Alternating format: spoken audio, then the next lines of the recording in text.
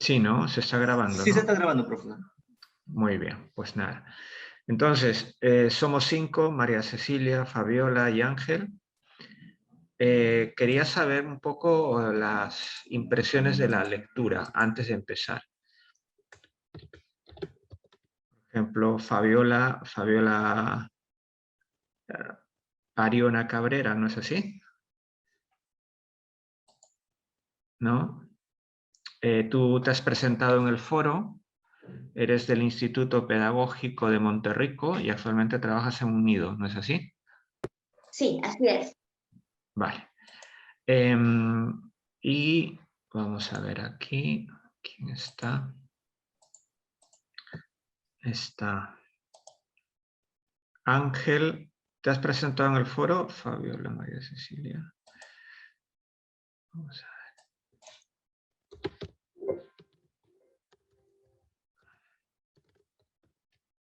Ángel, no. Y Cecilia. Ay, sí, Cecilia, todavía no te has no, presentado. Vale. no, todavía no. No, no han podido todavía. Vale. Débora, ya está por aquí Débora. Buenos días. Débora, ¿has entrado al foro virtual, por favor? Sí, Quería ya hice mi saber si... presentación, sí. Débora. Sí, Débora Miranda. Sí, ya he hecho mi Ella presentación es, en el foro virtual. sí, de la Universidad de Piura. Exacto. Muy bien, muy bien. Genial. Vale, un aviso para todos, ¿vale? La primera actividad es presentarse, ¿no? Presentarse un poco para saber con quién estamos trabajando, quiénes son, porque además de ver vuestros nombres ahí, a mí me interesa saber un poco más sobre todos, ¿vale? Entonces, eso es muy importante. Y segundo, lo más importante es revisar la lectura y acabo de poner en el foro, volver a poner la actividad.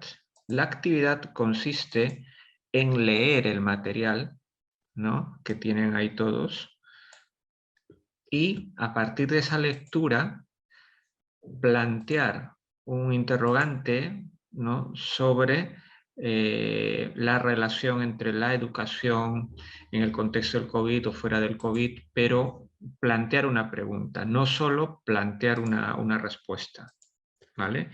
Yo no sé si esta parte, nadie todavía ha formulado esta parte que a mí me interesa muchísimo, porque plantear una pregunta no es sencillo.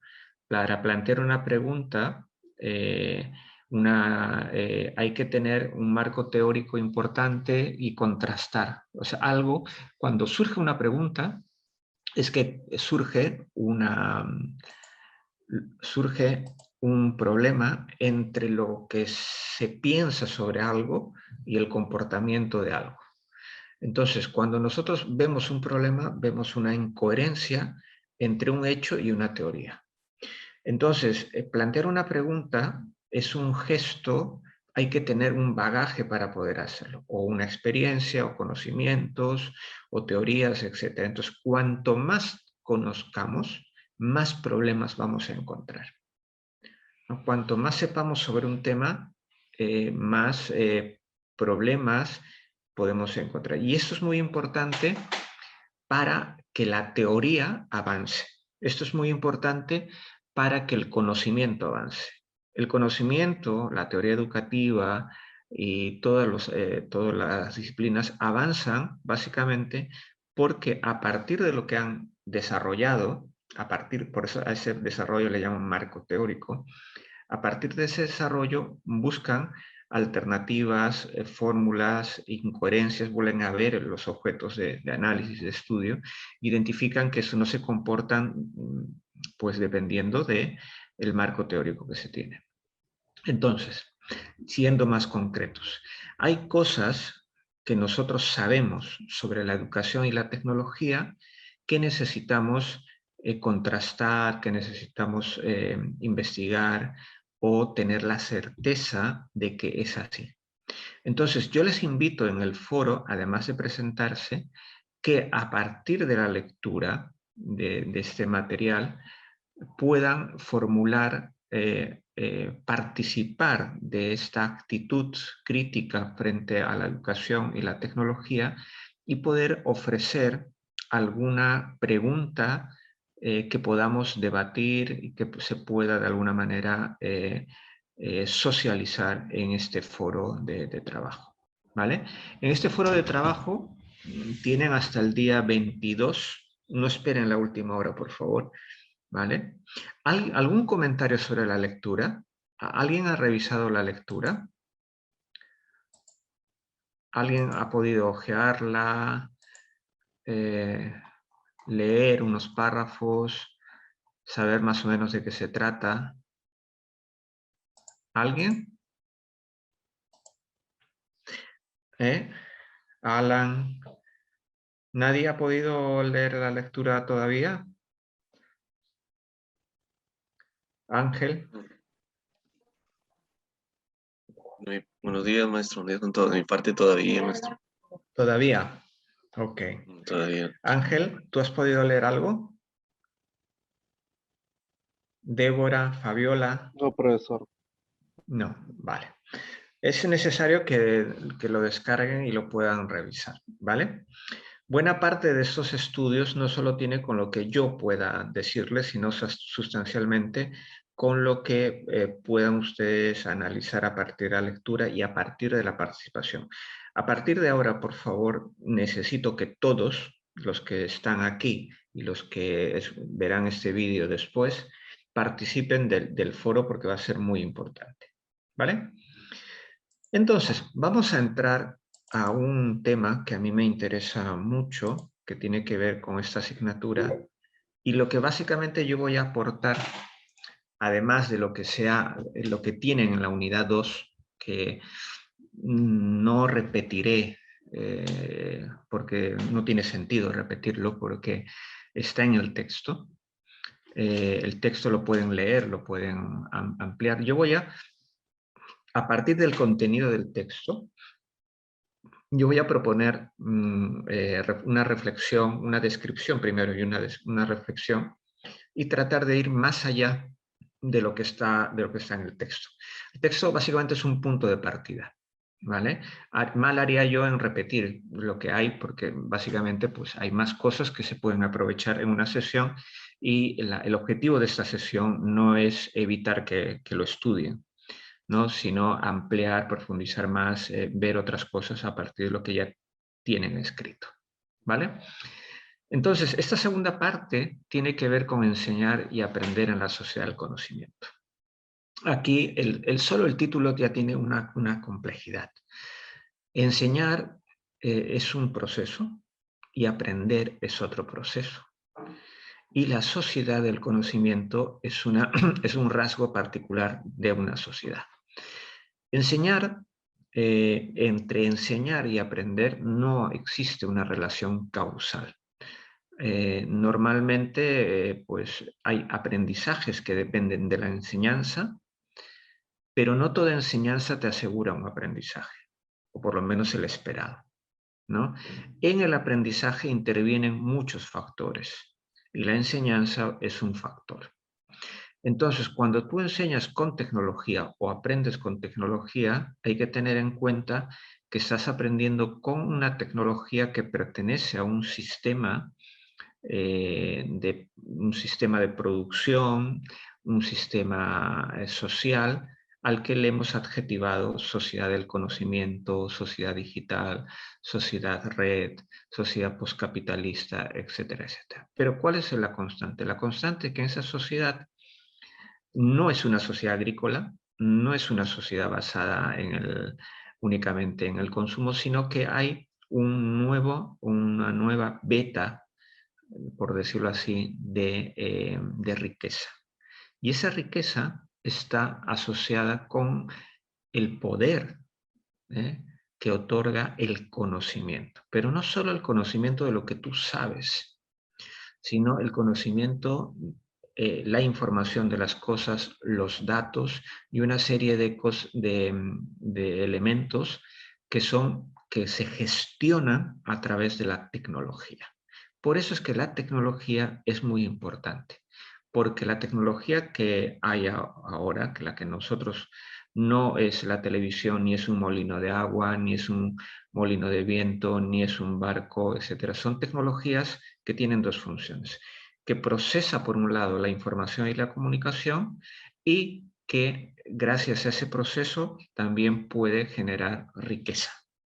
Entonces, estamos en esto. Un ejemplo de esto es que si hacen una búsqueda en Internet sobre quiénes son los que tienen los millonarios, la lista de Forbes, verán que los millonarios no solo son los dueños de gas, de petróleo, o no son únicamente los dueños que están asociados a grandes empresas de comestibles o lo que sea, ¿no?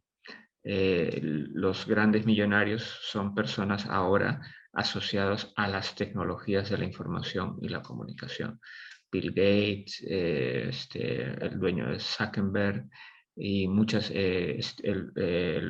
Steve Jobs o toda su descendencia, etcétera, pues son gente ligadas a la tecnología que han amasado una gran fortuna a partir de la explotación de los datos, de la información en este contexto de la sociedad del conocimiento. ¿Vale? Entonces, ya solo el título tiene una complejidad grande, ¿no? Enseñar y aprender son dos procesos diferentes. Uno aprende y hay un marco de explicación que es la teoría del aprendizaje. Y por otro lado tenemos la teoría de la enseñanza, que a veces también le llamamos didáctica, y son todos los esfuerzos teóricos y prácticos para poder hacer que la enseñanza, que el aprendizaje sea lo más eficiente posible. Entonces, en esta segunda sesión voy a revisar el concepto de ecosistema a partir del aporte de Vygotsky sobre la concepción del entorno. ¿Vale? Hablaremos de las modalidades del aprendizaje, pero básicamente también del e-learning y sus factores, y hablaremos un poco de las tendencias y retos pendientes. Y después, en la siguiente sesión, trabajaremos una cosa que es muy interesante, que tiene que ver con las teorías del aprendizaje en la era digital. Yo creo que todos conocen a este señor, ¿no es así? ¿Hay alguien que conozca a este señor? ¿No? Por ejemplo, Débora, Alan, Ángel, María, Fabiola, ¿qué idea tienen sobre Vygotsky? O sobre la teoría sociocultural. ¿Qué saben de Vygotsky? Pueden intervenir, cualquiera de ustedes. ¿Qué conocen sobre Vygotsky? ¿Qué han escuchado hablar?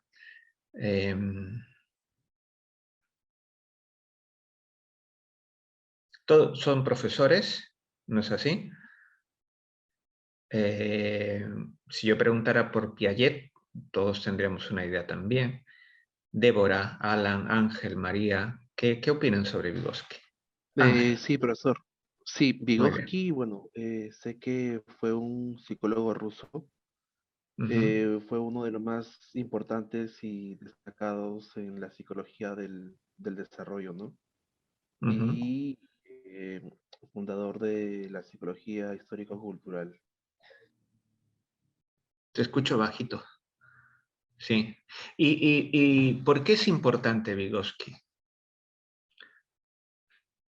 Porque ¿cuál es el aporte que genera a la educación? O sea, ¿por qué lo debemos tener en cuenta?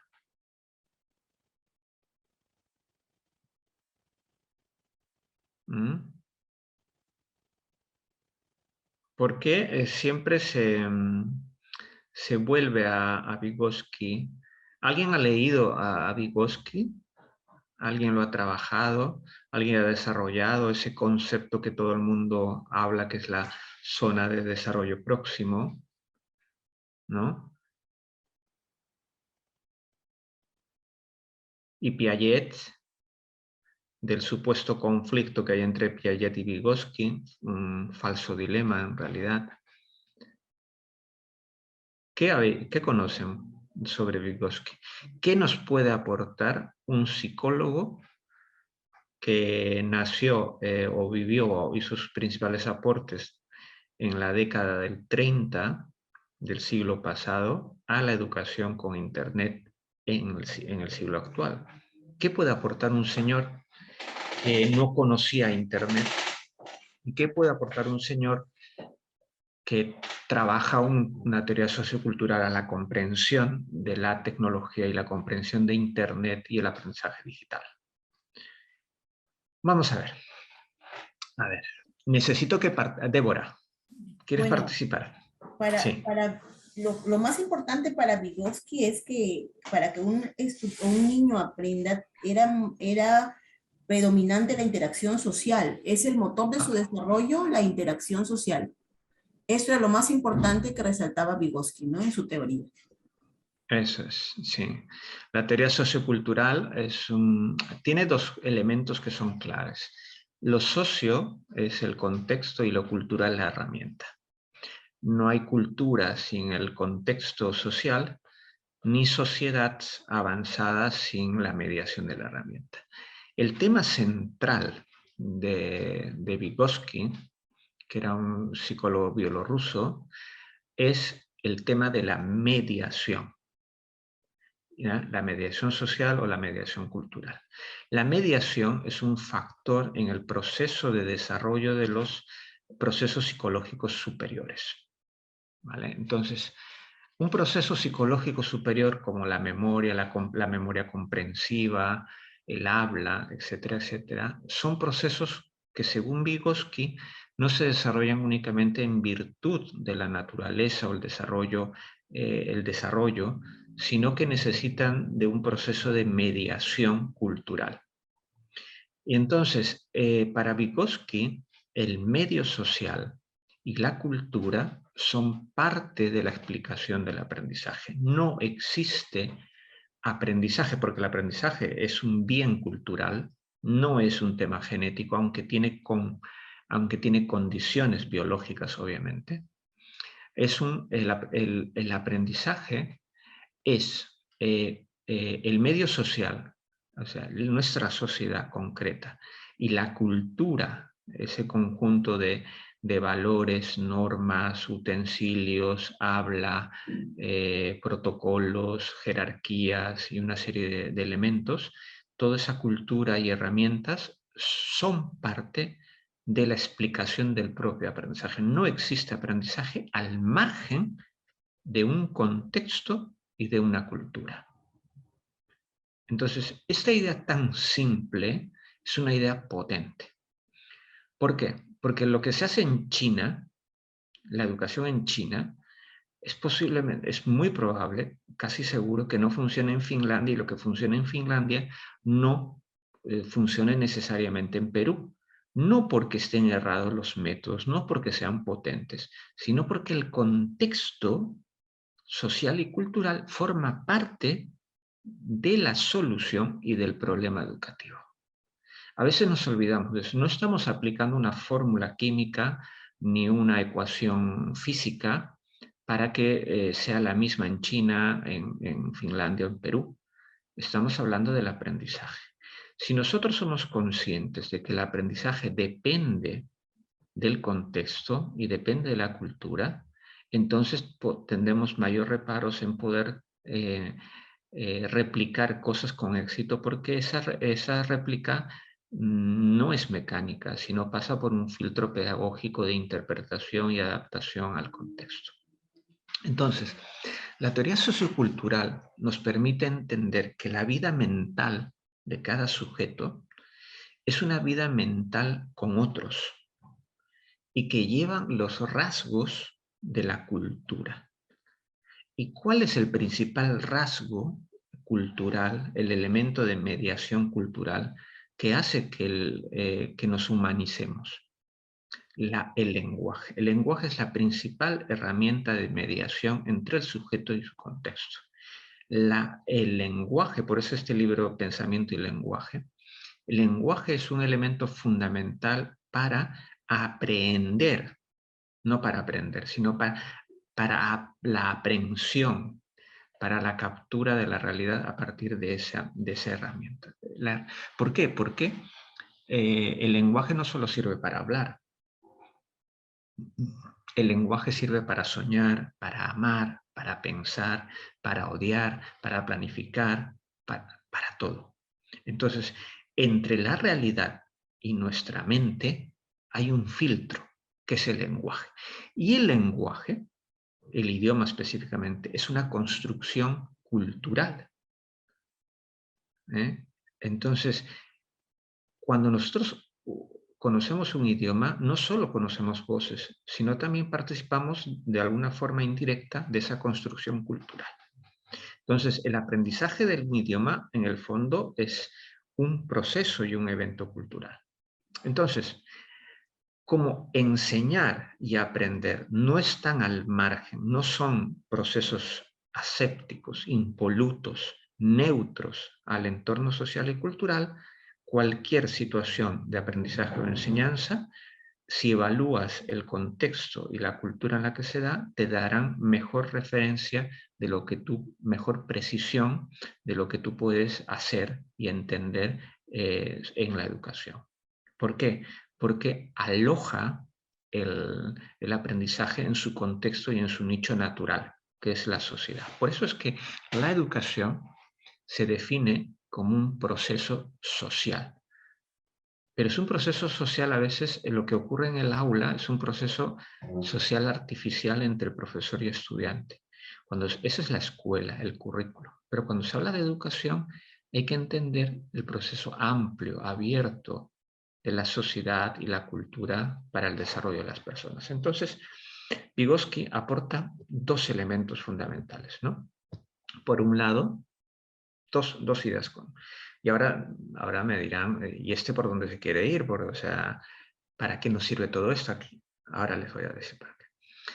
Primera cuestión, lo social, no solo como decorado, ¿no? O sea, tú no estás con la otra persona y estos te sirven de escenario, de decorado, sino como explicación del aprendizaje y motor del mismo. Y la cultura no solo como un producto, ¿no? O sea, una obra de Beethoven, una obra literaria, no, la cultura, el habla, la música que escuchas, los hábitos que tienes, la forma de ir, la forma que tienes de trasladarte, los valores que tienes, la ética, todo lo que se transmite en la calle, en tu casa, en la comunidad, todo. La cultura no es solo un producto de consumo, sino que es una herramienta con la que tú interpretas y reinterpretas y con la que tú actúas sobre la realidad. Entonces, cuando nosotros aprendemos, lo aprendemos en condiciones sociales y aprendemos a ir más allá de nuestras capacidades a través de las herramientas que la sociedad nos presta a través de la cultura. ¿Está claro esta parte? ¿Sí? ¿Alguna pregunta? ¿Estamos bien? Sí, doctor. Perfecto. Sí, profesor. Genial. Entonces, Rivière, que fue un profesor de la Universidad de Salamanca, dice, lo específicamente humano, como la conciencia y las funciones psicológicas superiores o humanas, se enraizan en el espacio exterior, en la relación con los objetos y las personas. No son resultado de asociaciones reflejas en un cerebro en un vacío social, ni consecuencias de un despliegue de posibilidades prefiguradas de un espíritu solitario. Son las funciones psicológicas superiores reconstrucción resultante de una relación que va en torno a aquello que nos interesa. La relación que tiene el sujeto con una sociedad en concreto y con una cultura. Entonces, no existe aprendizaje al margen del entorno y la cultura. ¿Vale? No existe aprendizaje. Vuelvo a repetir toda esta parte.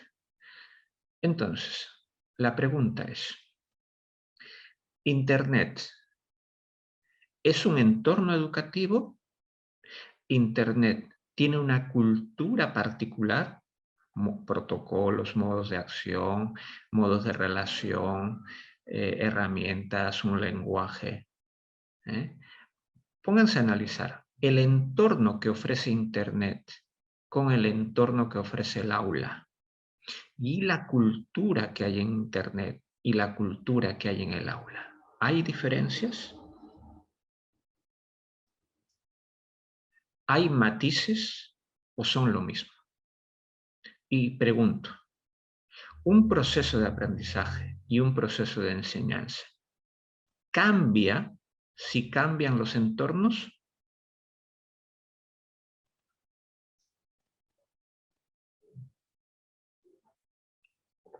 Comentarios.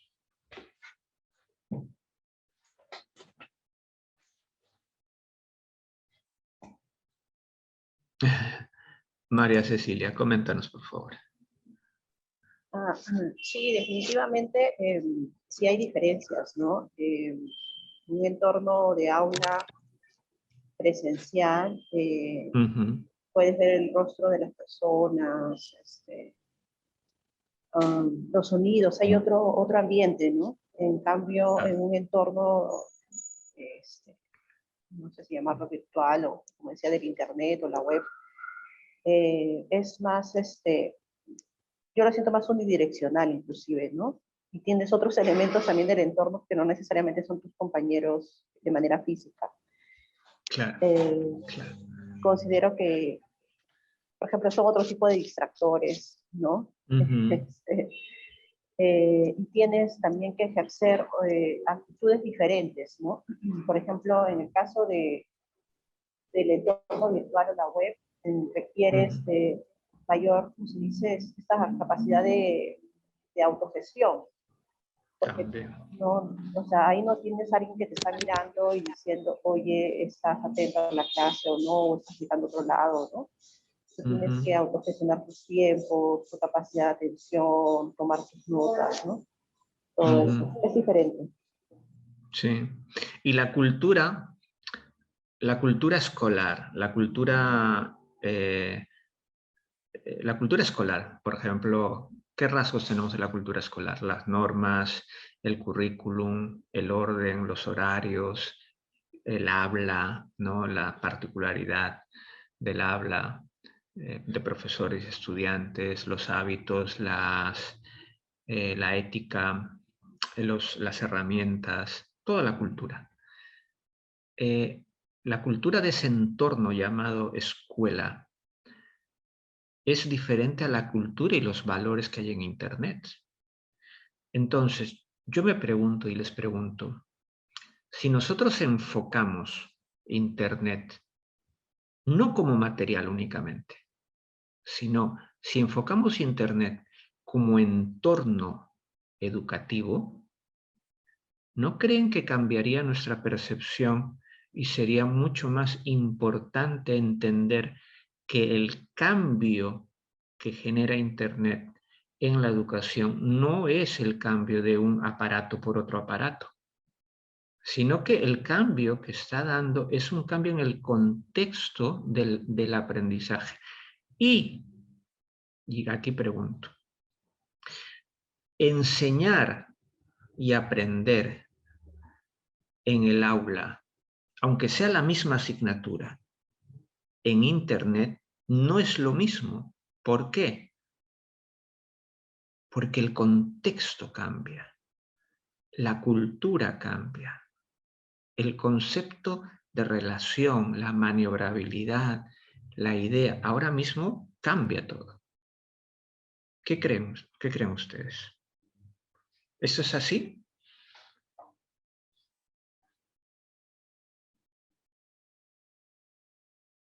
¿Han notado cambios? Por ejemplo, la mayoría de ustedes dan, por ejemplo, ¿qué cambios han notado al dar el mismo tema, la misma clase, pues asignaturas de forma presencial y ahora de forma virtual. Todos habéis vivido eso. ¿Qué cambios, por ejemplo? Profesor, Débora. disculpe. Bueno, definitivamente que se han notado cambios en ambos aspectos, ¿no? Tanto positivos como negativos. ¿A qué me refiero en la parte positiva? Me refiero porque en la parte virtual nosotros tenemos muchas más herramientas con las que no contamos en el aula. Eso es positivo, pero también hay que tener en cuenta el hecho de que el estudiante cuando está frente a una computadora, en primera instancia, la parte de la relación o interrelación docentes, estudiantes y alumnos ha desaparecido, porque simplemente vemos como en este momento puntos negros, y es una persona hablando y el resto son pantallas negras. Los chicos ya, en realidad las chicas, bueno, porque trabajo con mujeres, no participan, no conversan. Hay que estarles, como en este momento se está dando, presionando para que hablen, para que hablen. Claro. Lo que no sucede en un aula donde interactuamos y nos miramos. Porque ellas solitas preguntan, levantan la mano, dicen, opinan, sugieren, ¿no? Entonces, la parte social es la parte que más se ha deteriorado en esta educación virtual, a mi punto de vista. O sea, tú ves más herramientas, en la parte virtual pero hay menos muchas interacción. Más exactamente. Y aparte, profesor, disculpe, ¿no? Las estudiantes de aquí que vuelvan a una virtualidad ya van a estar acostumbradas a no participar. Es más, por ejemplo, ni siquiera cuadernos utilizan ahorita. Ellas todos son con máquina, ya ni siquiera la mano para realizar un ejercicio. Claro. Por ejemplo, en el caso de geometría ya están trabajando con lo que es GeoGebra y ya ellas no hacen los cálculos. Por supuesto que ayuda, ¿no? El tiempo lo reduce y hace las cosas más rápido, pero su razonamiento de ellas, ¿dónde está? ¿Dónde está la forma como ellas hagan utilizar su mente, su conocimiento para que lo apliquen y desarrollen más habilidad y más destreza en el área de la matemática? Entonces, hay que ver bastante eso, ¿no? Personalmente, yo veo pro y veo contra. Y lo ideal sería complementarse, tanto uno como lo otro, lo que le llaman la educación, el aula invertida, ¿no? Podría ser. Podría algo ser. Así, ¿no? Sí. Muy bien, Débora. Alan, Ángel, María, todos habéis hecho esa transición de lo presencial a lo digital. ¿Qué cambios han visto? O sea, Débora ha hecho un buen apunte. O sea, hay más herramientas, sí, pero la calidad de la interacción ha bajado, ¿no? Y, ojo, la educación es interacción social. No es dar clases solo, ¿eh? A ver, ¿qué comentan? ¿Qué comentan? A ver. Alan, Ángel, María, Fabiola. Sí, profesor, si bien es cierto, apoyo lo que dice mi compañera, pero también sé que el Internet abre entradas hacia una gran cantidad de información, conocimiento y recursos educativos, ¿no? Ya que estaría incrementando las oportunidades de aprendizaje dentro y fuera del aula, ¿no? Claro, sí, como dice nuestra compañera, que hay un entorno de frialdad, y sí, es muy cierto, ¿no? Y bueno, muy adicional que también el acceso a Internet ayuda a los administradores educativos a reducir costos, ¿no? Pero la idea es mejorar la calidad en la educación, ¿no? ¿Tú crees realmente que el uso de la tecnología reduce costos? O sea, si Sí. necesitas un dispositivo, necesitas la conexión a Internet, un profesor que pague para pagar, quizás te ahorres el desplazamiento, pero el sistema educativo tiene que invertir más en herramientas. Sí.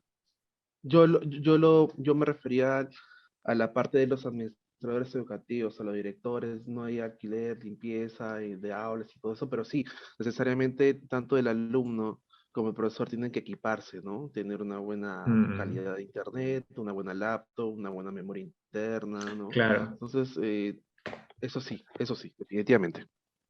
Bueno, Diego, tienes la mano levantada. A ver, coméntanos, por favor. Sí, yo lo veía como algo positivo, ¿no? El cambio, sobre todo porque cuando las clases eran presenciales, los alumnos se mostraban bastante pasivos, ¿no?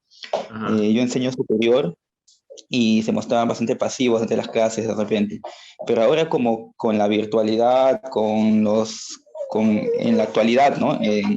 Los Sí. estudiantes tienen el conocimiento prácticamente en la mano para desafiar al profesor, para retarlo, para exigirlo, porque en cualquier momento te lanzan una pregunta que ellos han googleado, se puede decir, y nosotros tenemos la capacidad de discernir, tenemos que discernirlo, cosa que en las aulas no se veía eso, no se veía, Ya. el profesor tenía la razón y listo, no había mucha participación, ahora como que hay participación y ese desafío de querer retar a la autoridad, ¿no? Y más bien ahí yo veo una oportunidad de que debemos hacernos mucho más competentes también en cuanto a las materias que dictamos, ya que estamos siendo supervisados y fiscalizados por los propios estudiantes, cosa que antes no se veía, ¿no? Eso es algo Es un positivo, buen yo lo veo como... apunte. Sí. Ujú. Tú enseñas, o sea, lo tuyo es educación superior, ¿no es así? Sí, sí. Vale. En educación superior, como se dice por aquí, el pescado está vendido. Es decir, los chicos tienen un grado de motivación diferente a secundaria o a primaria, ¿no? O sea, Ujú. ya es personas que han decidido entrar ahí, que tienen cierta expectativa, entonces eso cambia mucho. En educación básica no todos tienen la misma motivación, no todos quieren y para muchos es un castigo. En cambio, si vas a la universidad, no es esto. Pero eso, no sé si hay alguien de primaria o secundaria que pueda contar su experiencia, qué cambios ha experimentado. Pero yo solo te quiero comentar un apunte, a María Cecilia ahora va a intervenir. La otra vez, hace tiempo, antes de la pandemia, hubo una frase que hizo pensar a mucha gente de un niño, supuestamente adjudicado a un niño, que le decía a su profesora, decía, profesora, podría enseñarme algo valioso, algo que no pueda encontrar en Google? ¿No? Entonces, la educación tiene que ver con esas cosas también, ¿no?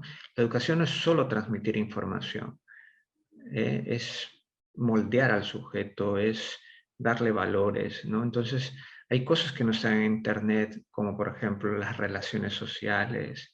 Por ejemplo,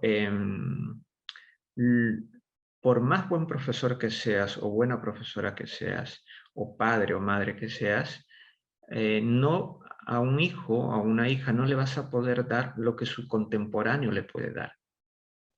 Es decir, por ejemplo, por más padre que seas tú, bueno, lo que un niño de 6 años, el amigo de tu hijo le puede dar, son sus propias conversaciones, sus interacciones, eso no le puedes dar tú. Entonces, eso es parte constitutiva del sujeto. Entonces, cuando yo pienso en la educación peruana, no solo estoy pensando en que los chicos están dejando de aprender contenidos educativos, sino que en algo más importante, que su vida social, el contexto de su riqueza social, la calidad se ha rebajado de esa construcción. Nuestra mente depende de eso. Depende de las relaciones, depende de la cultura, depende de la interacción. Entonces, cuando tú cierras la escuela, no solo estás cerrando el acceso al conocimiento, ¿vale? Sino que estás cerrando un espacio de relación social y de construcción del ser humano. Ese para mí es el mayor problema que hay. Sí, alguien quería intervenir. Creo que no sé quién era. Alguien había levantado la mano. Sí, Fabiola, coméntanos, a ver.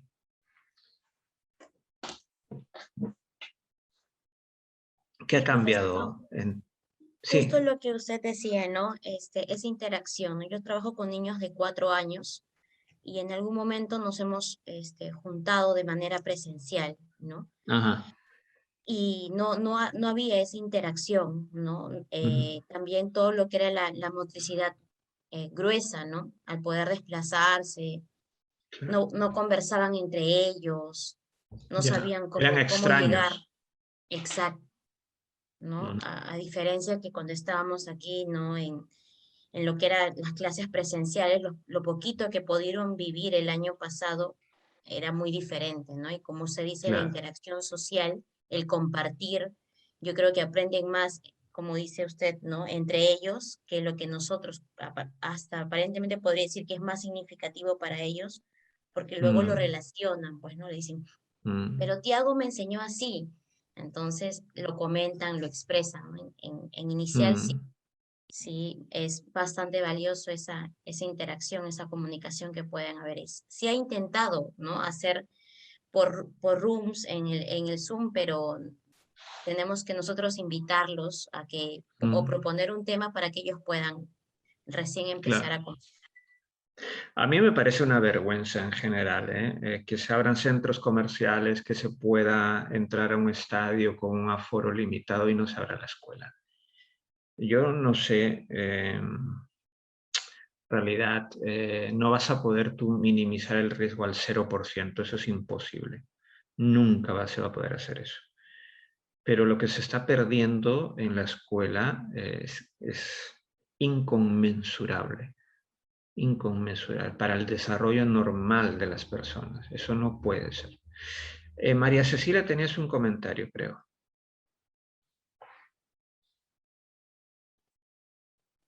Ah, sí, bueno, mi comentario era un poco de la pregunta anterior, ¿no? ¿Qué es lo que ha cambiado? Me preguntaban.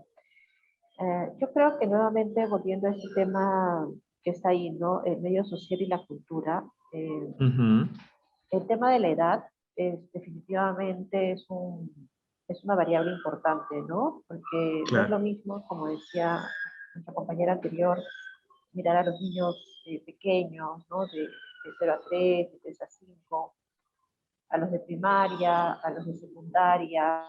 Entonces, cada edad tiene su propio desafío, su propia necesidad.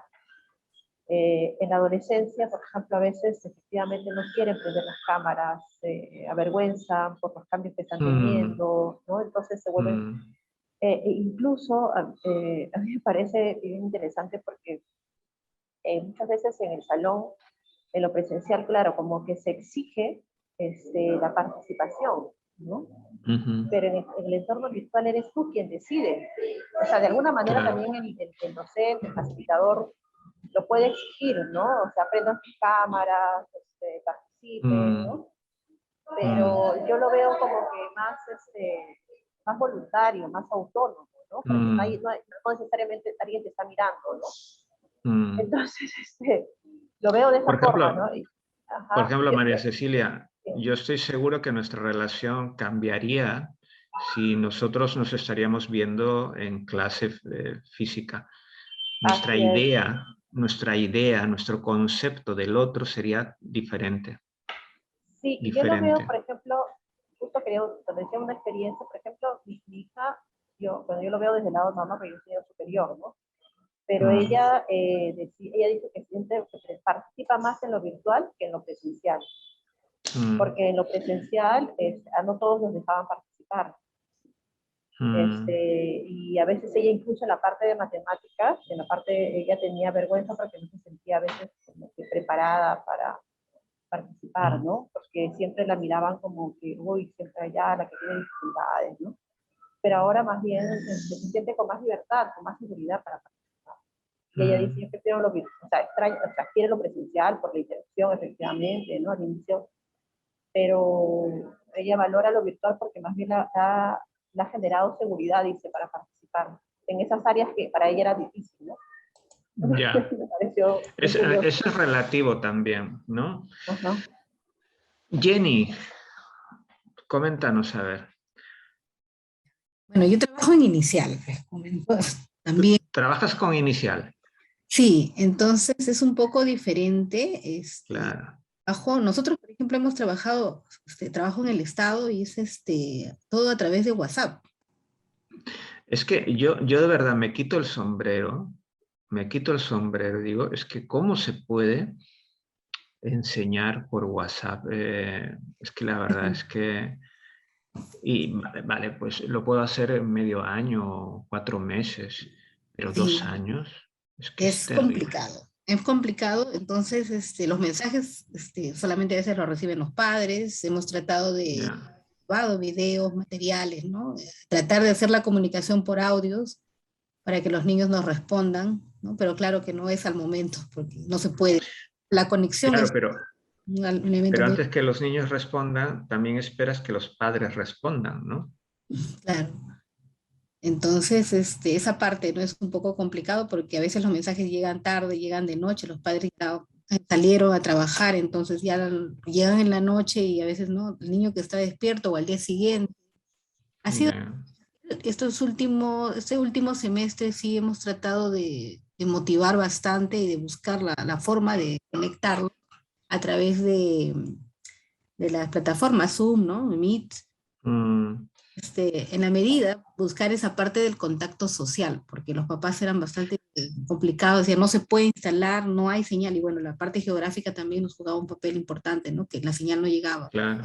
Pero en la medida hemos tratado de hacer, ¿no? Se conectan a través de Zoom Mm, finalmente para poder ver, conversar. Dejamos una parte libre, porque si sí, bien podemos trabajar de repente, ¿no? Un punto que está relacionado con la televisión, pero en la medida tratamos de que ese punto, ese momento que se conecten, aunque sea los 30 minutos o la primera entrada de Zoom en un Zoom básico de 45 minutos, sea diálogo. mm, Vean, que se observen, que conversen, que se sienta un poco, ¿no? De que hay esa aura, ¿no? Y que se dialogue mm, temas que ellos deseen. Y es muy rico, mm, ¿no? Y hay niños que los papás también se han motivado más, y los niños, ¿no? Porque ya están conociendo a sus compañeros, ya están viendo, ya claro. cuándo volvemos, ¿no? Y esa interacción Sí, sí, sí. es muy valiosa. Ay, me imagino eso. Lucía, ¿tú qué enseñas? ¿Qué cambios has notado? ¿Qué tal? Sí, yo enseño primaria baja, segundo grado. Ujú, ujú, Y bueno, yo ya estoy en presencial, bueno, semipresencial, ya ujú. hace 3 semanas. Y Qué sí, he bien. notado muchos cambios en hábitos. Hábitos. Los hábitos se han Ujú, perdido, que es lo que comparo claro. con años anteriores, que llegan las Ujú, niñas, yo trabajo en un colegio de mujeres, ujú, llegan las niñas formadas, ¿no? Piden permiso, cómo deben sentarse, ¿no? Cómo deben, pero mm, este año, en segundo grado, veo que los hábitos siento que se ha perdido completamente, ¿no? Porque no han estado claro. bajo la supervisión de los padres, ¿no? Han estado de repente con otras personas que los cuidan, porque los Ujú, papás trabajan, ¿no? Se sientan con diferente, la postura, no piden permiso, salen cuando quieren, siguen indicaciones. Entonces, eso yo siento que sí es un cambio, ¿no? Y es algo que eh, no se va a lograr de acá a diciembre, se trata de, pero ya de cara a un siguiente año es algo que se tiene que formar, ¿no? claro. Yo no sé, Alan, ¿faltas tú? No sé quién falta. Diego participó, Sí, Débora doctor. también, ¿no? Sí, Sí, Alan, por favor. disculpe que le interrumpe, doctor, que iba usted a hablar. Siga, por favor. Bueno, Sí. mi experiencia en lo que es en el escenario virtual, los cambios, Ujú, ujú, lo podría decir, creo que es- me ha pasado, yo creo que todos ha pasado, saber enseñar con tecnología. ujú, Una, una cosa fue en el presencial, ser un mediador, un guía en lo presencial, y otra muy diferente, ser un guía, un mediador en un ámbito virtual. Al inicio, cuando inició la pandemia, en el manejo de algunas herramientas, la incorporación de algunas aplicaciones, ujú. no sé, era pues cómo guiar ahora al estudiante con toda la información disponible en Internet. Al menos mi persona, cómo hacer, cómo transmitir, ser un guía en un entorno virtual. Eh, Mediante tal vez profesores que ya tenían experiencia pre-pandemia con la tecnología, que para Ujú, muchos era ajeno, eh, nos guiaron mediante sus talleres, sus webinars, cursos de actualización, cursos de capacitación, de enseñanza en un entorno virtual. Poco a poco, esas instrucciones que le damos a los estudiantes, los materiales que seleccionamos a los estudiantes, fue mejorando. Y fuimos personalmente cambios, como que aprendizajes un poquito más significativos de lo que habíamos empezado.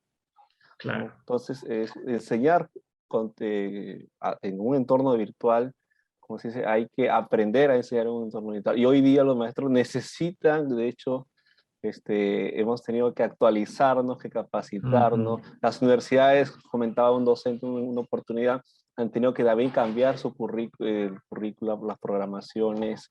Y pues para terminar, fue muy enriquecedor de mi parte esto de que también el Internet pudo derribar esos muros que nos limitaban tal vez como hoy estamos aprendiendo un curso, soy de Piura, si hubiera sido presencial hubiera sido complicado ir a Lima, ¿no? O tal vez de otros países, pero entonces estos muros que se derribaron me ayudaron a mí a enriquecer cómo guiar a mis estudiantes a través de un entorno. Y esos cambios, ¿no? Sí. Sí, doctor, gracias. Bueno. Sí, la idea esa de derribar muros es muy alentadora, pero cuando no tienes tecnología, en realidad no derribas un muro, sino que te pones un muro. Porque para muchos chicos, por ejemplo, la otra vez estuve haciendo una presentación de un libro sobre Apurímac. En Apurímac, el 27% de la población escolar desapareció automáticamente porque no tenía ninguna forma de acceso, o conexión o dispositivos. Entonces, el 27% de la población escolar, Internet no fue, no derribó muros, simplemente no pudo acceder a la tecnología. Y hay otra conclusión de tu intervención, Alan, que es para enseñar y aprender con tecnología hay que aprender antes a usar la tecnología. Y a eso normalmente le llamamos la competencia digital docente. Es un requisito que vamos a tener y la actividad que voy a poner hoy día va a ser justamente sobre eso, ¿vale? Al final. Yo no sé si falta alguien porque no quiero dejarme a alguien y ser pues descortés involuntariamente. Fabiola ha intervenido, Jenny, Lucía, Débora, ¿faltas tú? Ángel también ha intervenido, me parece que sí. ¿No? Sí, profesor. Sí. Bueno, yo no soy docente, pero yo trabajo en el área de educación como asesor comercial, ¿no? Bueno, en mi caso, sí he notado, pues, yo estoy pues trabajando de manera presencial, ¿no? Pero en mi caso sí No te escucho bien. apoyo. ¿Me escucha? Ahora. En mi caso sí, pues apoyo los comentarios de mis compañeros en clase, ¿no? Ok, muy bien. Vale, pues vamos a continuar con esto. Entonces, a ver.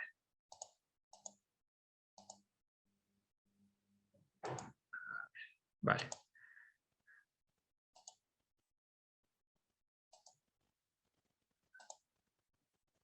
Uy. ¿Me ven todavía?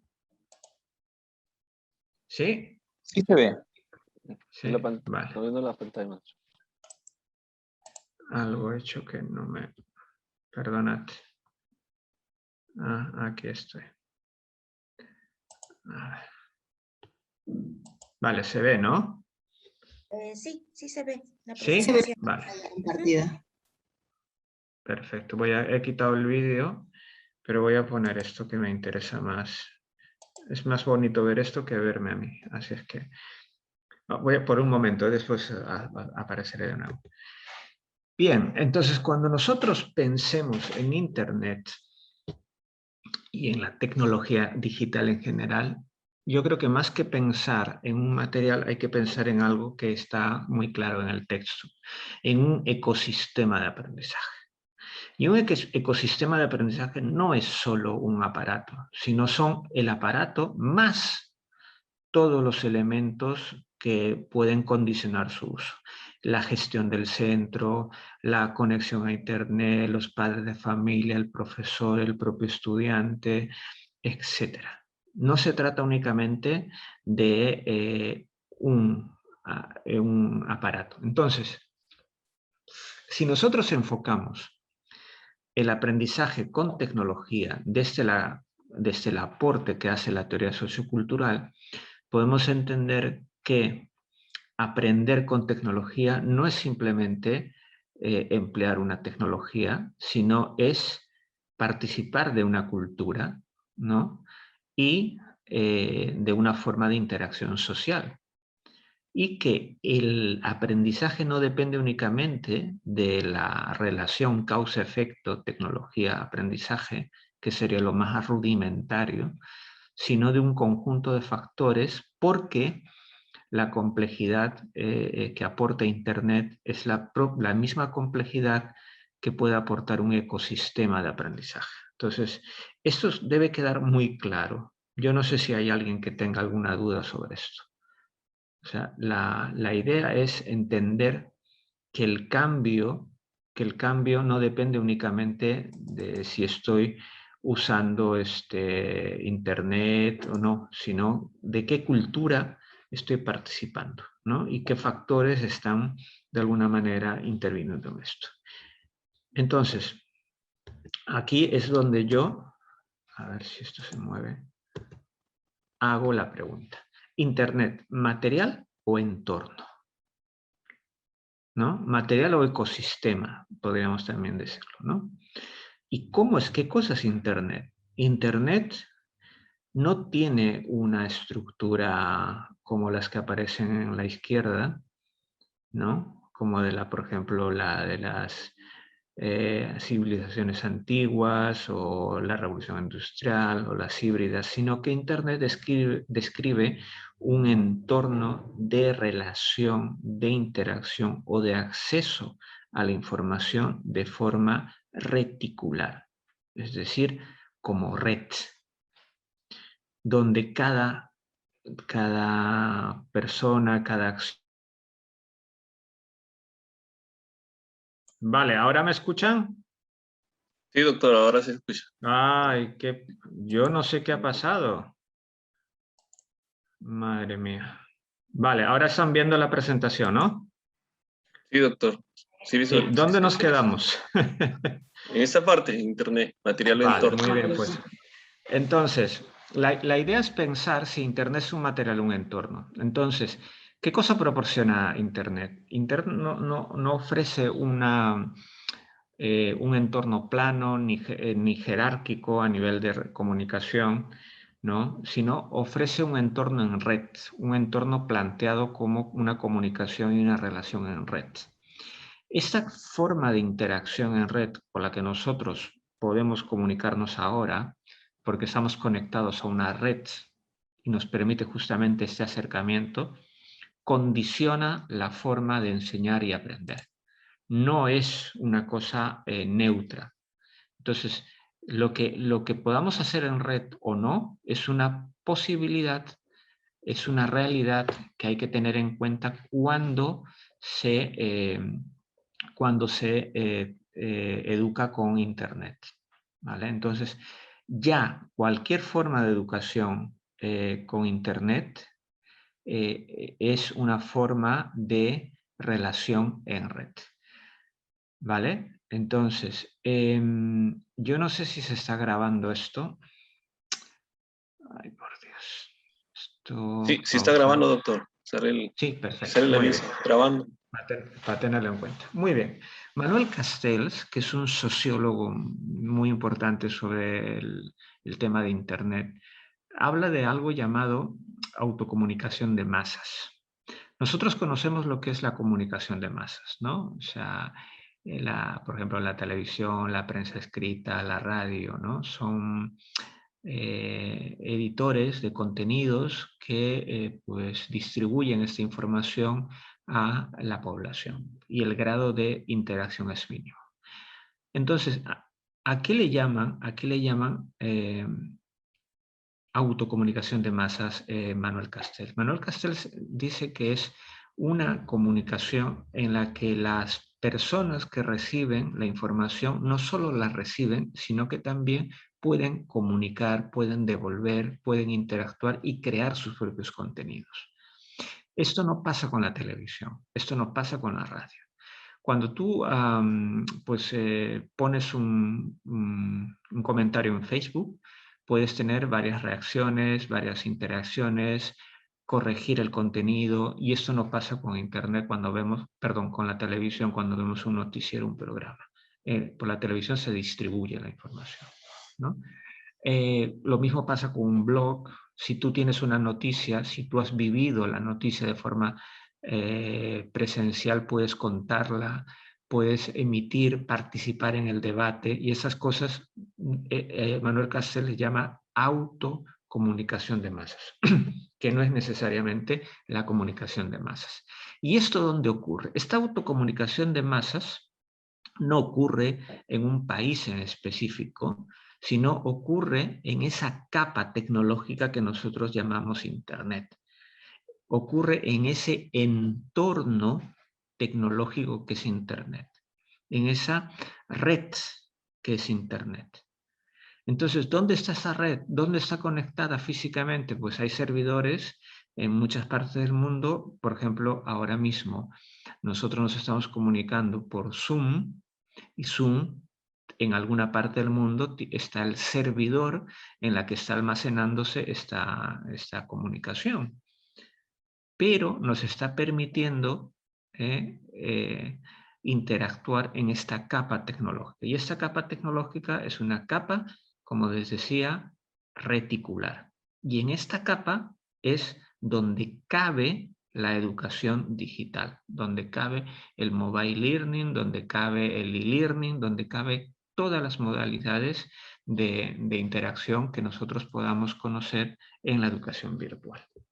¿Vale?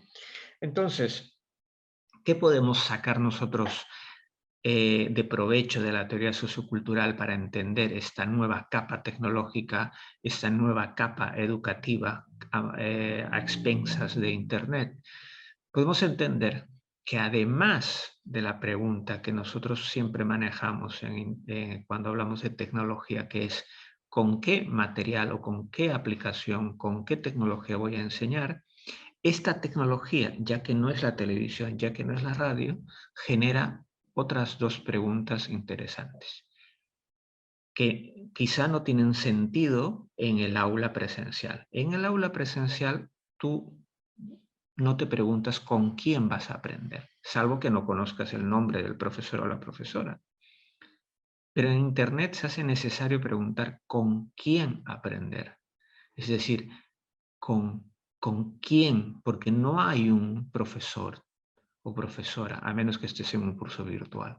Puedes aprender del experto directamente, de la comunidad, puedes aprender de un tutor, etcétera, etcétera. Entonces, el perfil de quien enseña es otro.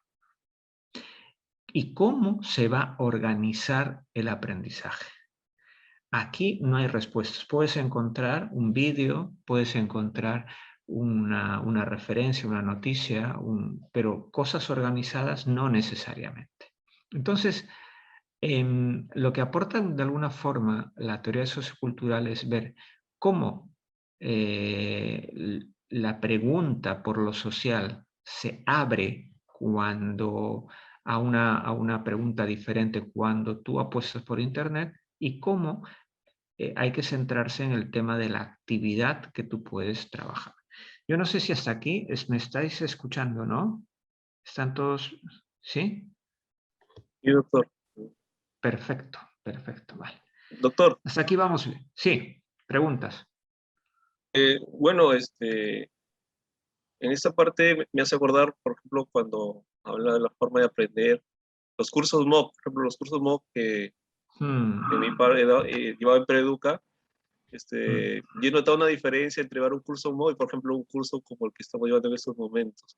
A pesar de, digamos, que se da en un entorno virtual, la interacción por ejemplo, mediante cómo usted ha organizado la información, cómo ha organizado el curso, me parece más enriquecedor que a través a veces bueno, en este caso los MOOCs prácticamente es un autoaprendizaje, ¿no? En cambio acá aprendo a veces de las opiniones de mis compañeros, de los foros, de su persona también. Bueno, es un comentario, ¿no? Sí, los MOOC, claro, los MOOC, aquí tú te matriculas, en los MOOCs también, pero en los MOOC tú te abres a la interacción general, ¿no? Abierta, global, ¿no? Y en un curso tienes que seguir una secuencia, ¿no? En un MOOC también hay una secuencia, pero es mucho más abierta, flexible, ¿no? Y no necesariamente pues tú buscas una acreditación, porque tú lo que buscas es aprender. Entonces tú puedes asistir a una actividad de las 7 actividades, a acceder al material o a lo que te interesa, ¿no? Un MOOC es mucho más abierto. Entonces, vamos aquí a ver, por ejemplo, al igual que un MOOC, al igual que un curso, tienen organizaciones diferentes. Pero el aula, cualquier aula, la más innovadora o la más tradicional, siempre define cualquier aula, el aula virtual, el aula, cualquier aula, siempre define un modo de enseñanza. Cualquier aula, aunque no se lo plantee. Acceder a un curso virtual es acceder a una estructura, a una organización de contenidos y actividades. Eso ya es una forma de organización y eso ya condiciona el aprendizaje. Si tú organizas tu aula en filas, en círculos, de tipo foro, de tipo en equipos, eso condiciona la actividad. Entonces, el entorno juega un papel muy importante al momento de trabajar las actividades. Y quiero que vean que la tecnología en realidad es un entorno, porque a nosotros nos está permitiendo, gracias a este entorno, trabajar de una forma y no de otra. ¿Vale? Estamos trabajando así. Entonces, Internet lo que aporta es una zona de flujos de interacción.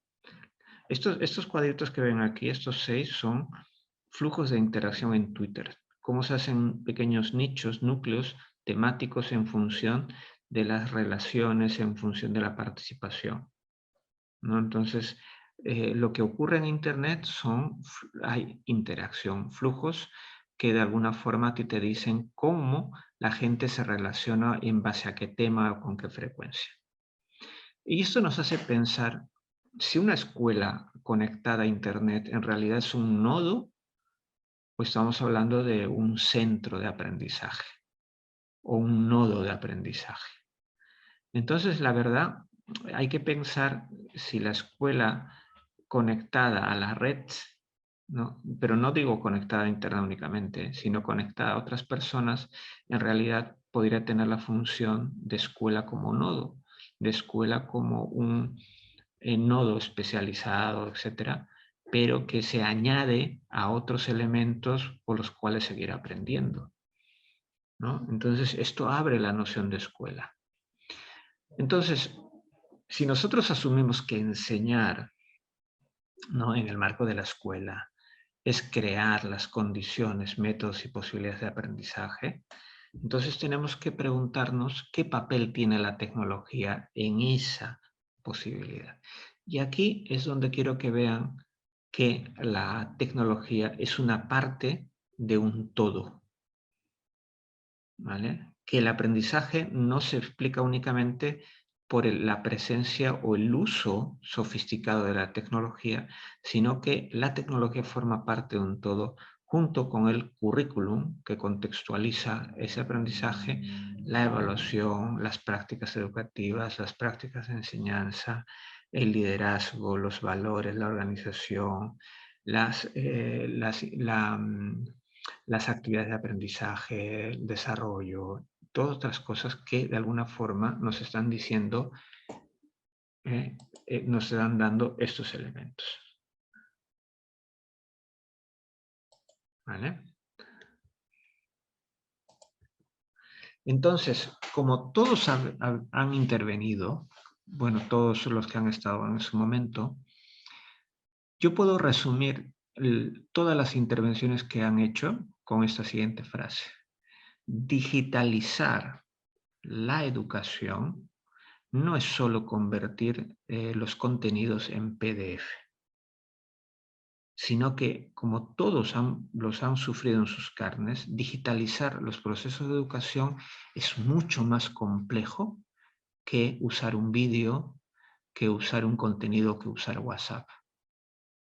Tiene que ver con cambio de procesos, cambio de roles, cambio de cultura, cambio de protocolos, cambio de interacción, cambio de sensaciones, cambio de, incluido la angustia psicológica, incluido todo, todo. Entonces, no es simplemente deja de usar la pizarra de tiza y usa la pizarra digital. Ese cambio genera una cultura diferente. Entonces hay que pensar que el cambio educativo con tecnología genera una cultura diferente y que el cambio tecnológico con educación no simplemente es un cambio de herramientas, sino que es mucho más si nosotros enfocamos esto desde la teoría sociocultural.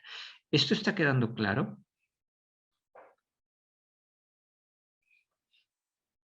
¿Sí? ¿Está quedando más o menos claro? ¿Sí? A ver, comentarios, ¿está quedando claro más o menos o tengo que repetirlo, hacer una aclaración? Está quedando claro, ¿no? No se trata de lo mismo, sino de un cambio en la cultura, en la forma de representación. Por lo tanto, ¿vale? Sí. Doctor. Adrián, sí. Disculpe, una consulta. Sí. Por ejemplo, si se han hecho estudios, digamos, ¿cómo es que los resultados, cómo es la forma de aprender de los estudiantes con tecnología y un entorno presencial? Ah, comparaciones. Sí, doctor. Sí hay comparaciones, sí hay comparaciones. El tema es que muchos estudios con tecnología siempre van a lo mismo. Cómo usar tal cosa, cómo funciona tal cosa, y si si el blog o el entorno virtual favorece o no favorece el aprendizaje. El tema también, una parte de las investigaciones tienen que ver con cómo condiciona, es decir, la tecnología no funciona sola, ¿no? Entonces, en vez de investigar el blog, o en vez de investigar Wiki o Twitter, hay que investigar con qué estrategia de aprendizaje se usa la tecnología. Entonces, al momento de comparar, el factor entorno de aprendizaje a veces se olvida. Simplemente investigamos sobre una herramienta y investigamos como si la herramienta no alterase el entorno. Entonces la idea es investigar los entornos, es decir, los espacios. O sea, cómo se está transformando no solo los materiales educativos, sino el espacio de interacción, como lo decían, ¿no? Cambia drásticamente, cambia. ¿No? En nuestra propia relación aquí sería diferente, como les decía, si esto fuese un aula convencional, ¿no? Por lo tanto, cuando tú quieres trasladar tu curso, tu asignatura o tu actividad educativa presencial a un entorno virtual, no es simplemente pasarlo a Internet, es crear otra acción educativa diferente.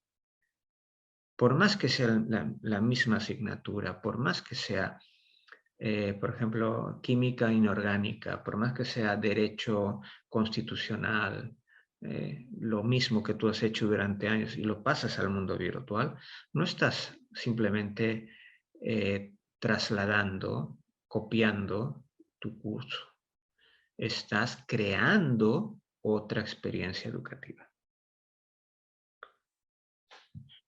Entonces, cuando nosotros enfocamos lo que ha pasado con el COVID, tenemos que quedar claro que lo que hemos creado con el COVID y todo lo que está sucediendo con la digitalización ha sido crear otra experiencia educativa, que no tiene la misma calidad, obviamente, pero que ha sido otra cosa. No ha sido la misma, ni los profesores simplemente han pasado su asignatura y han seguido haciendo lo mismo, pero en Internet. No estás haciendo lo mismo, estás haciendo otra cosa diferente, aunque sea la misma asignatura. ¿Mm? ¿Esto está quedando claro? ¿Estamos...? ¿Sí? ¿Alguna pregunta?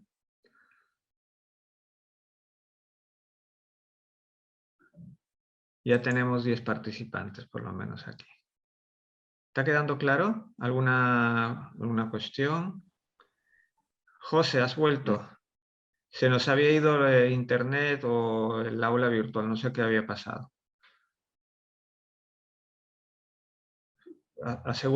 Asegúrate, por favor, José, si se está grabando, si todo va bien, ¿vale? Sí, profesor, todo está bien. Sí, muy bien. Es que se cortó la grabación o se cortó internet, tuve que salir y volver a entrar. Entonces no sé si al momento se generará otro archivo de vídeo porque se quedó como anfitrión Alan, me parece. Pero ya todo está bien, ¿no? Sí, profesor. Después lo revisamos. Perfecto. Eso. Ya, muy bien. Seguimos entonces. Bien. Entonces, vamos a ver. Entonces, cuando nosotros nos hacemos la pregunta sobre la tecnología, nos preguntamos, ¿con qué aprender? Entonces tú dices, pues aprende con, ¿cómo se llama el programa educativo peruano? ¿Educa en casa? Aprende en casa. Aprendemos juntos. ¿Cómo? Aprende en casa, aprende en casa, doctor. Aprende en casa. Aprendo en casa, muy bien. Entonces tú dices, ¿con qué aprendemos? Aprendo en casa, usa Zoom, usa Moodle, usa WhatsApp, vale. Pero el impacto del cambio no va simplemente a esa respuesta. Como han podido darse cuenta, por vuestra experiencia y por lo que más o menos estoy comentando aquí, la pregunta cambia y afecta a otros factores. No solo a la pregunta con qué aprender, sino para qué aprender con tecnología. ¿Por qué aprender con tecnología? ¿Qué aprender con tecnología? Que cambia si estás en el aula. ¿Cómo aprender con tecnología? Que cambia si estás en el aula física o en el aula virtual. ¿Con quién aprender? ¿Cuándo aprender? ¿Cómo evaluar lo que se aprende con tecnología? Y así una serie de preguntas que no son simplemente preguntas sobre la tecnología, sino sobre el cambio educativo con tecnología. Entonces, ¿qué cambia en la educación cuando se usa tecnología?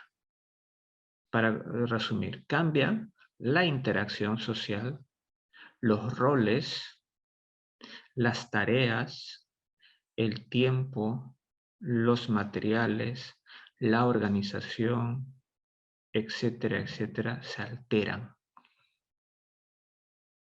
¿Podemos decir que educar con tecnología o dar un curso con tecnología es hacer el mismo curso pero en Internet? No, no podemos decir eso, porque si estamos siendo conscientes de que al enfocar la tecnología desde el punto de vista cultural, entonces tenemos que darnos cuenta de que los cambios son mucho más drásticos que el simple hecho de tener un artefacto.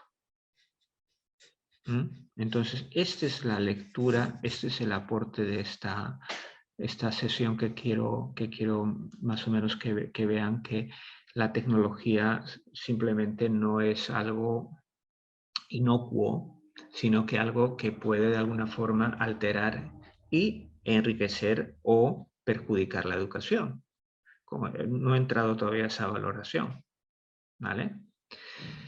En el texto se hablan, por ejemplo, de modalidades de aprendizaje, ¿no? Y esto lo tienen, creo que muy claro. Esto necesita poca explicación. La modalidad presencial, a distancia del aprendizaje en línea y la modalidad híbrida o semipresencial. La tendencia en la actualidad a nivel mundial y después de la pandemia, en la época post-COVID, será básicamente que los sistemas educativos apuesten cada vez más por sistemas híbridos, ¿no? Y esos sistemas híbridos tendrán pues un componente virtual de distinto tipo, con distinto tiempo, pero la apuesta es a que cada vez haya más espacios híbridos de aprendizaje. Y no solo me refiero a que hayan más cursos virtuales como este, sino más escenarios educativos virtuales, como los que voy a mostrar. Entonces, el e-learning es una de las formas, un concepto que de alguna forma aglutina a varios conceptos que se han ido desarrollando educativamente desde la educación con tecnología, ¿no? Pero el e-learning no es un tema tecnológico únicamente. Esto que quede claro, el e-learning no es un problema tecnológico. El e-learning es un problema educativo. Y el e-learning tiene un modelo pedagógico, tiene soporte tecnológico, tiene diseños de la interfaz, tiene un problema institucional, ética, gestión, evaluación, recursos, soporte tecnológico, todo. Entonces no es simplemente un tema de tecnología. El e-learning es un tema educativo en estricto sentido. Entonces, ¿con quién aprender? Es una pregunta que nos llama la atención la teoría sociocultural en el e-learning o en la educación abierta. ¿Y cómo se organiza la actividad de aprendizaje? Aquí es que quiero hacer una propuesta. En el texto tienen opciones si se habla de tecnología, pero yo quiero hablarles de escenarios, ya que he insistido tanto en el cambio.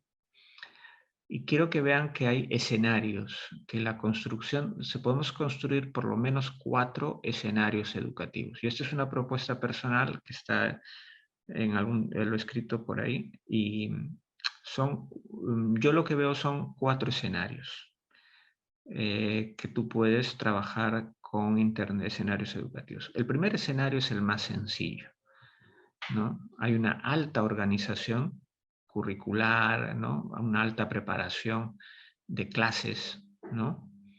Y está fundada por la intervención docente, es decir, hay un guía, una persona que se hace cargo de esto, que es, por ejemplo, este caso, ¿no? Está organizada la actividad, hay foros, hay intervenciones, todo está planificado, y el que guía, orienta todo esto es el docente.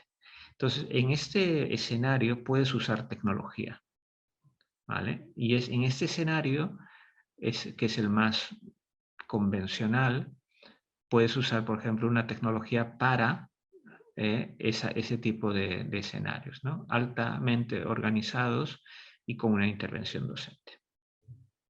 Ahora, hay otro escenario en el que está menos organizado, en el que hay más posibilidad de flexibilización, pero donde también hay una baja o mediana intervención docente. Y hay otro escenario donde hay una mediana organización de aprendizaje y una baja intervención docente. Y hay otro escenario donde hay una baja organización curricular y también una baja intervención docente. ¿Cuáles son esos escenarios? Pues estos. La enseñanza es el escenario más común, donde hay un docente y una alta organización. El trabajo entre pares o el aprendizaje cooperativo, donde hay una mediana organización, por decirlo de una forma, y una alta participación de los estudiantes. El otro escenario es el personal, en el que hay una mediana organización de las actividades, pero una alta participación personal. Y el otro es donde no existe una organización tan cerrada como una clase, pero hay una altísima participación de otros agentes educativos que puede ser la comunidad de aprendizaje. Entonces, un escenario de la enseñanza con tecnología es, por ejemplo, una videoconferencia, que puede ser estudiante-estudiantes, docente-estudiantes, docente a estudiante o docentes a docentes. Una videoconferencia es un ejemplo típico de del primer escenario, de enseñanza con tecnología. Hacer casi lo mismo, pero con tecnología. En el ámbito personal, aquí ya viene lo complejo. Es decir, ¿qué se puede hacer en el ámbito del desarrollo personal? Por ejemplo, cada vez que tú planteas actividades de búsqueda de información, cada vez que tú apuntas, por ejemplo, al hecho de editar contenidos, de seleccionar y valorar información, de presentar ensayos, ¿no? Tiene que ver con la gestión personal del contenido. Es decir, por ejemplo, con la capacidad que tú tienes para poder procesar la información. Un test de autoevaluación, una actividad personal, una exploración de contenidos, etcétera, etcétera, una investigación, etcétera. Todo esto se puede hacer con tecnología en el ámbito. Tú necesitas unas pautas, pero hay un ámbito personal y flexible. El otro escenario que está de alguna forma organizado desde la docencia, pero que exige una participación alta, es, por ejemplo, el trabajo entre pares, el aprendizaje cooperativo, que tú puedes dar unas pautas de trabajo, ¿no? Tú puedes dar unas pautas de trabajo, pero al final la gestión depende del equipo. Y esto lo puedes hacer también con tecnología.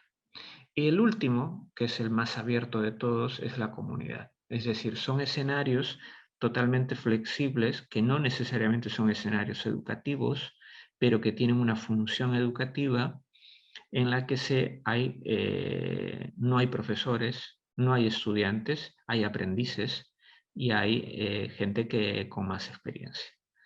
Puede ser una comunidad en este caso, por ejemplo, Scratch Online Community, que es una comunidad de personas que les gusta esto y que hay mucha gente que tiene,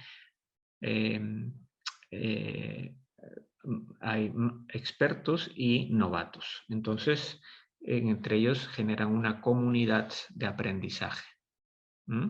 Entonces, estos son 4 escenarios en los que de alguna manera la tecnología tiene presencia. Pero como habéis podido daros cuenta, no son necesariamente hechos tecnológicos, sino son escenarios educativos donde se complementa la enseñanza con tecnología, el desarrollo personal con tecnología, el trabajo cooperativo con tecnología y el desarrollo de comunidad con tecnología.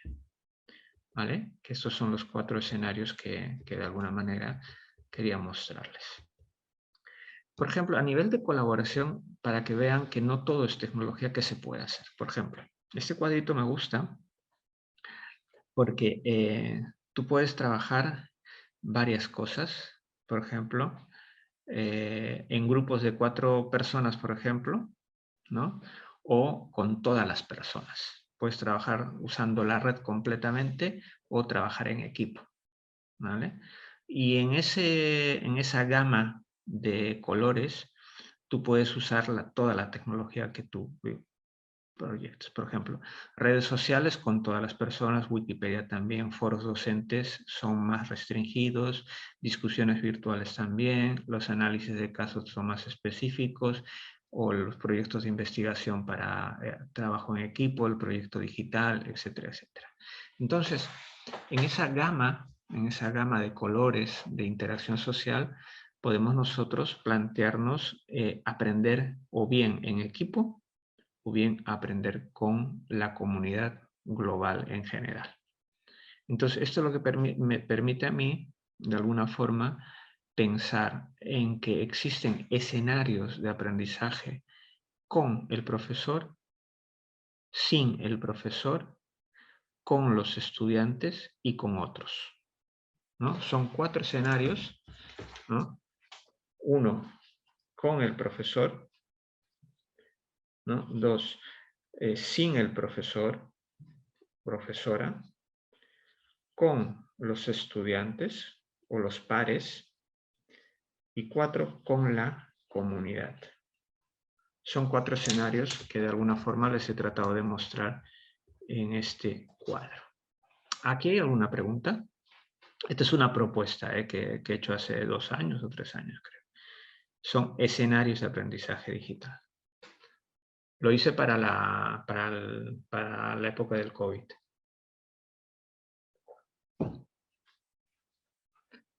¿Hay preguntas?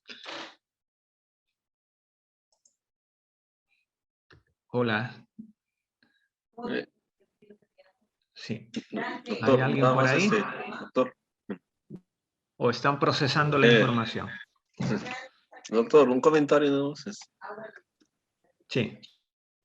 Bueno, base a lo que usted nos acaba de indicar, creo que queda claro la parte de que va a depender mucho en algunos casos, ¿no?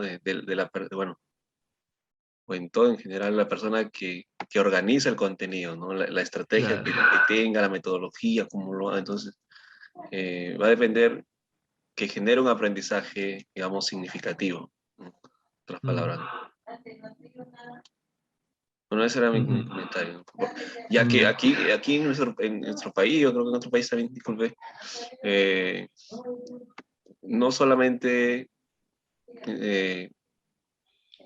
abarca incorporar dispositivos electrónicos, ¿no? O llevar internet a un lugar sin acceso a ellos, sino también va a depender del material humano en todo caso, ¿no? Como usted bien menciona, ¿no?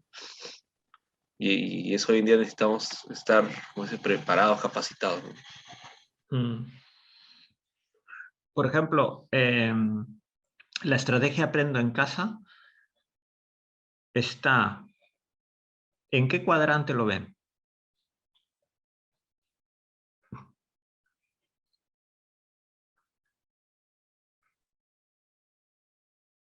Aquí tenemos 4. La estrategia Aprendo en Casa, ¿no?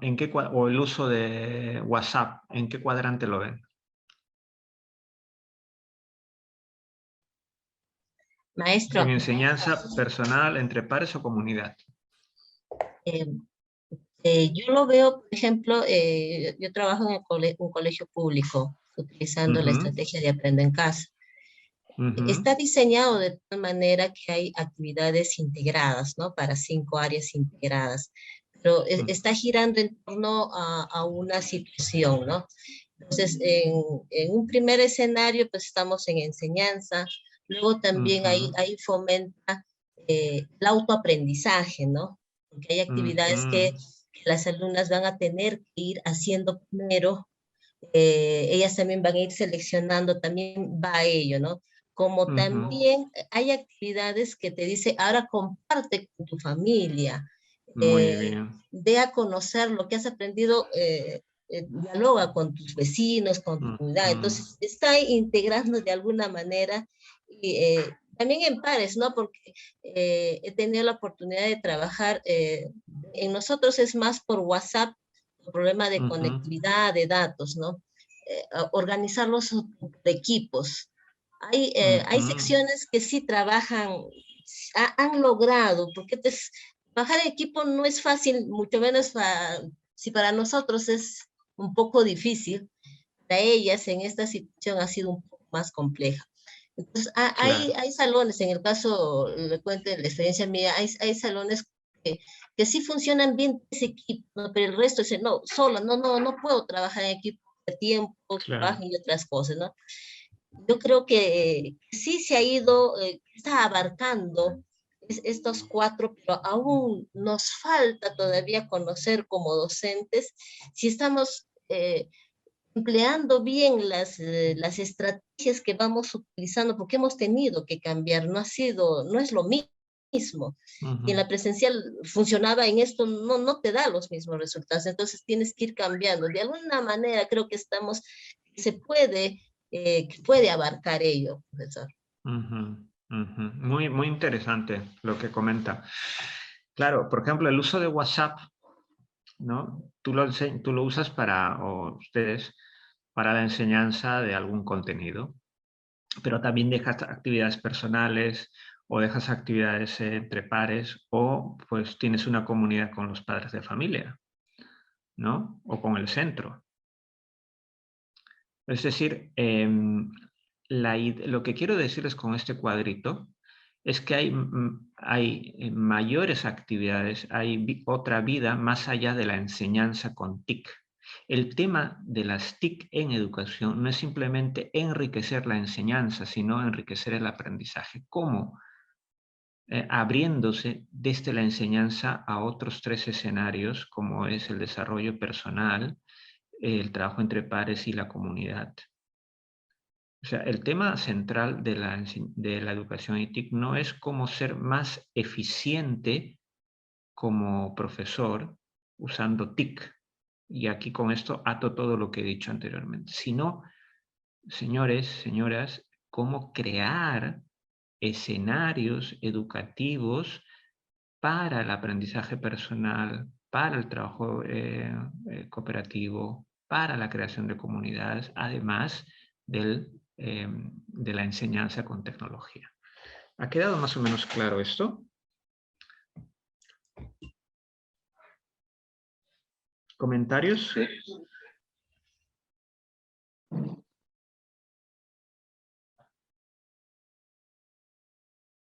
¿Algún comentario? ¿No? ¿Están ahí? Sí, profesor. Sí, doctor, ahí estamos. Muy bien, muy bien. Sí, profesor, vale. yo tenía una pregunta. Sí. ¿A qué nivel, a qué cuadrantes a lo que se aspira a llegar, ¿no? Por ejemplo, recuerdo para un trabajo pasado de un curso que tuvimos, de trabajo TICS y trabajo cooperativo, me parece. Yo propuse como un proyecto de que, por ejemplo, mis estudiantes escribieran un texto argumentativo, un texto donde defiendan sus opiniones, sus ideas, y que éstas sean compartidas, por ejemplo, en la comunidad, ¿no? Y yo no sé de manera de repente empírica o lo que había leído hasta ese momento, entendí la comunidad de que estos textos salgan de las aulas universitarias, ¿no? De que no se concentren solo en ellos, sino que de repente puedan ser debatidos en alguna publicación de blogs, puedan ser sometidos a juicio o a crítica de cualquier internauta, ¿no? Que está por allí. Claro. Entonces, esa es la idea. Ese es salir de las aulas y llevar el debate a la comunidad. ¿Eso sería un ejemplo? Sí, por ejemplo, yo cuando doy clases te voy a poner otro ejemplo que es más o menos como el tuyo. Cuando yo doy clases presenciales en la universidad de aquí, a mis alumnos les pido que usen un hashtag en Twitter. Un hashtag que pongan cualquier cosa que encuentren sobre la asignatura que doy, didáctica general, y usen el hashtag y compartan, ¿no? Entonces comparten textos de Paulo Freire, hacen cosas, noticias sobre la educación en España, currículum, materiales, un vídeo interesante, pues los pueden colgando, ¿no? ¿Qué ocurre? Entonces, la idea no es simplemente que usen Twitter. A mí me da lo mismo si es Twitter o lo que sea. La idea es que ellos, aparte que pierdan el miedo en compartir la información, otros de la red, ¿no? Profesores, estudiantes, compartan e interactúen con otras personas también interesadas en el tema. Esa es la finalidad, crear comunidad. Ahora, no necesariamente lo puedes lograr, porque a veces a mí me ha pasado que yo daba clases a 50 y al final hemos interactuado 140 usando el hashtag. Y los 90 restantes eran de distintas partes del mundo. Entonces, esa es la ventaja que tiene el uso de la tecnología. No es simplemente enriquecer la enseñanza con TIC, sino crear escenarios educativos. Está quedando, esto me interesa mucho porque es parte de lo que yo trato más o menos de decir, ¿no? La pregunta con la que me quiero quedar, con la que quiero cerrar esta sesión para pasar a la otra, es: ¿basta una pedagogía que calce con lo digital o es momento de pensar de nuevo y de pensar lo nuevo? ¿No? O sea, ¿Hay que buscar una pedagogía que calce con lo digital o es momento de pensar de nuevo y pensar lo nuevo? O sea, lo nuevo, la tecnología, y pensar de nuevo la educación. ¿Qué os parece? ¿Mm? ¿En qué estadio estamos?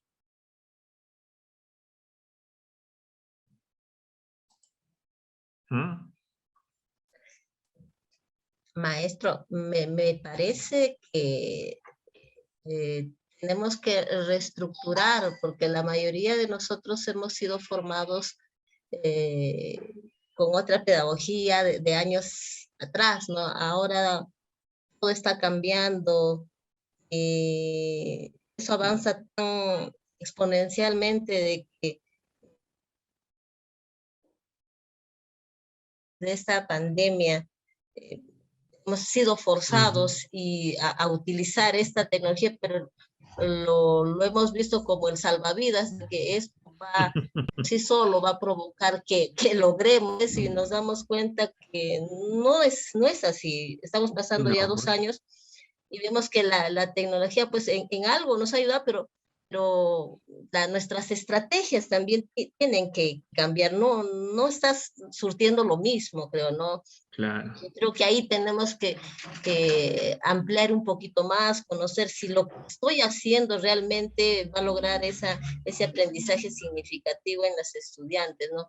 O sea, cuando leía el manual decía, pues sí, no sé si esto estoy haciendo bien, estoy logrando esto, la tecnología me está apoyando eso, ¿dónde me baso en eso, no? Entonces ahí encontraba yo vacío, digo, no, algo está faltando, ¿no? Eso quería comentar. Adriana, me parece estupendo. O sea, tú apostarías soy Liliana, sino que no me he podido renombrar, profesor. Soy Liliana. Ya, Liliana. Pues tú apostarías por el tema de repensar de nuevo, ¿no? Es decir, es una oportunidad, no solo la tecnología, sino el COVID, ¿eh? Yo estoy más preocupado, bueno, en el Perú estoy preocupado por la educación ahora actual, ¿no? Pero el mundo está preocupándose más por la educación post-COVID. En Perú todavía eso no existe. O sea, hay una educación que hay que atender urgentemente, ¿no? Urgentemente. Y lo decía al inicio por un tema de interacción social, de normalidad del desarrollo de los niños, especialmente de niños y adolescentes, ¿eh? De niños y adolescentes. Nosotros a esta edad podemos de alguna manera sobrellevar pues la distancia, el aprender, porque tenemos motivación, tenemos intereses claros, por eso que están matriculados aquí. Pero no pasa lo mismo con un niño, con los niños, con los adolescentes, ¿no? Entonces, el desperdicio de estos 2 años es grande, o sea, no sé. A mí me da mucha pena estos 2 años perdidos sin la escuela, básicamente, pues perdidos, la verdad.